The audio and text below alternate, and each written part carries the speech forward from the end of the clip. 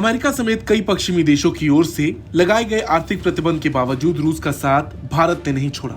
पिछले एक साल से दोनों देश भारी भरकम व्यापार कर रहे हैं, लेकिन इस बीच अमेरिका और यूरोपीय यूनियन ने रूस को रोकने के लिए एक बड़ा कदम उठाया है। इस कदम से भारत को बड़ा झटका लग सकता है। एक रिपोर्ट के मुताबिक अमेरिकी विदेश मंत्रालय और यूरोपीय यूनियन रूसी हीरो पर कड़े प्रतिबंध लगाने की तैयारी में है। अब क्योंकि भारत डायमंड पॉलिश का एक बड़ा और प्रमुख बाजार है, दुनिया के लगभग 90% हीरो की कटिंग और पॉलिशिंग भारत में होती है। अंग्रेजी अखबार ईटी की एक रिपोर्ट के मुताबिक एक सप्ताह पहले अमेरिकी विदेश मंत्रालय और यूरोपीय यूनियन के अधिकारियों ने मुंबई के प्रमुख हीरा कारोबारियों और ज्वेलर्स को अलर्ट किया था कि रूसी हीरो पर कड़े प्रतिबंध लगाने की तैयारी चल रही है।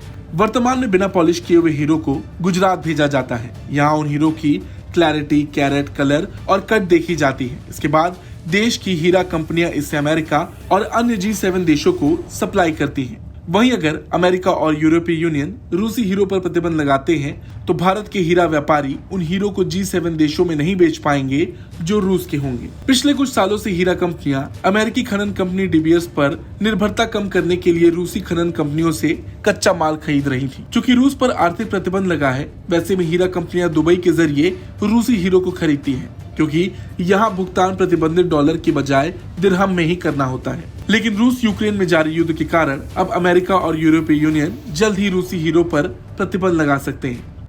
ऐसे में भारत के हीरा व्यापारियों को डर है कि रूस के साथ इस डील को रद्द करना पड़ सकता है।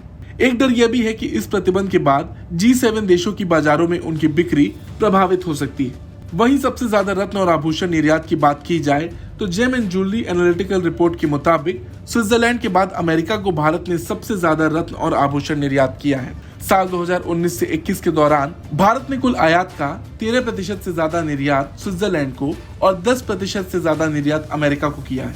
हालांकि ना तो अभी तक भारत की ओर से कोई प्रतिक्रिया इस पर आई है, ना ही रूस की तरफ से कुछ कहा गया, क्योंकि अमेरिका जानता है कि वो भारत से पंगा लेने की स्थिति में नहीं है। उसके लाख मना करने के बावजूद भी भारत ने रूस से अपने रिश्ते मजबूत रखे और व्यापार को एक नई दिशा दी। हालांकि अमेरिका के चलते अगर भारत को कोई घाटा होता है तो भारत के पास भी पलटवार के कई तरीके हैं। फिलहाल आपको क्या लगता है, भारत या रूस इस मुद्दे पर क्या कदम उठा सकते हैं? कमेंट करके बताएं। ब्यूरो रिपोर्ट, भारत तक।